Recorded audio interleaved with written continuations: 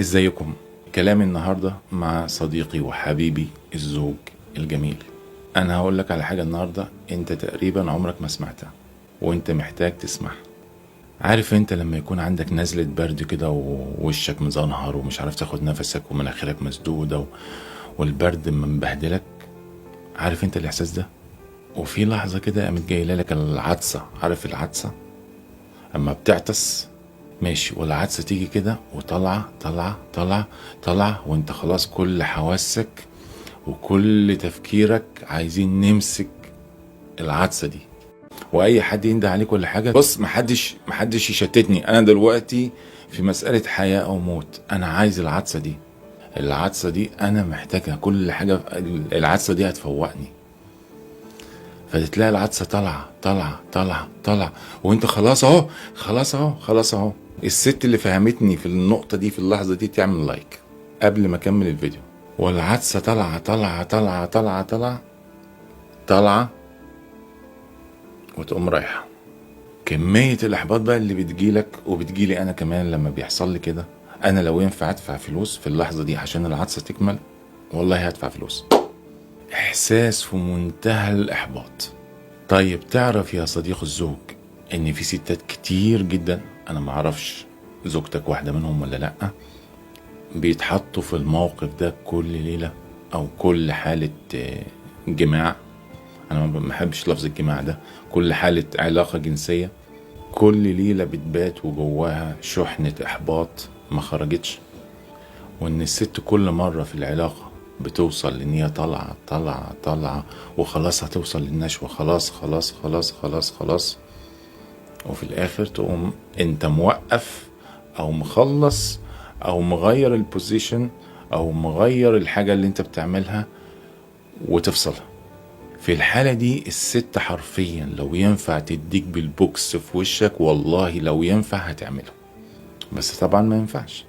بس هي من جواها بتقول ابوك، على ابو اليوم اللي اتجوزتك فيه، على ابو اليوم اللي انا وافقت ان انا اتجوزك فيه، على ابو اليوم اللي.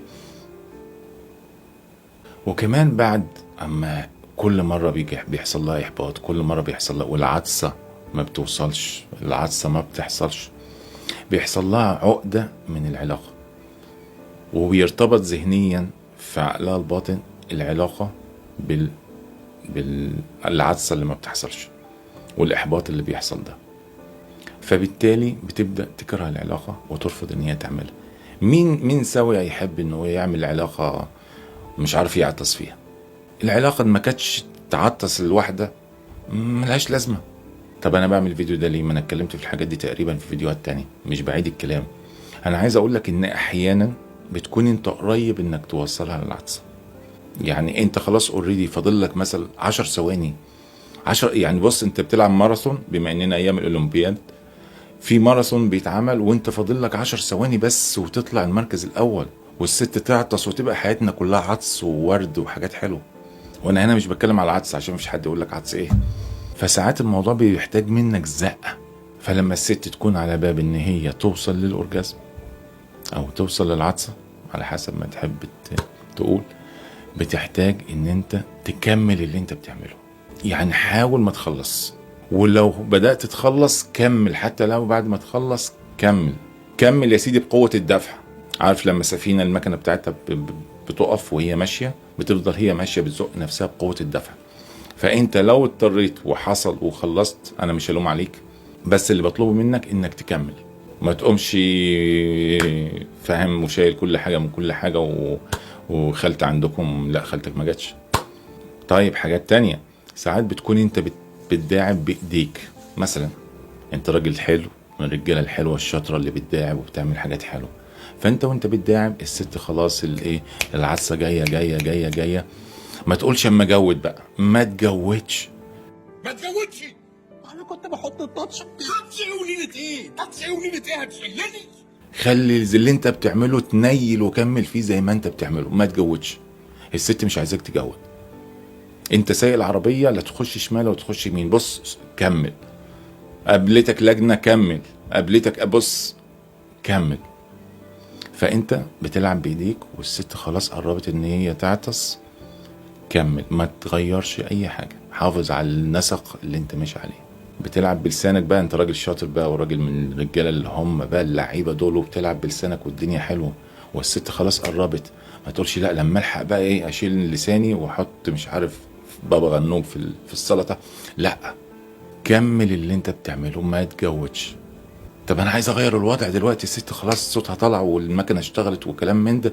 لا، ما تعملش حاجه، اسكت، كمل كمل. انت كده بص، انت كده في الطريق المظبوط. لما الست تحاول تعطس معاك ما تجودش، كمل اللي انت بتعمله على الاخر. عايزك تقول بص انا قتيل العطسه دي، انا هجيبها لك، يعني هجيبها لك. ما تقولش ايدي وجعتني او لساني وجعني او مش عارف ايه مش عارف ايه، لا، حاول تكمل العطسه.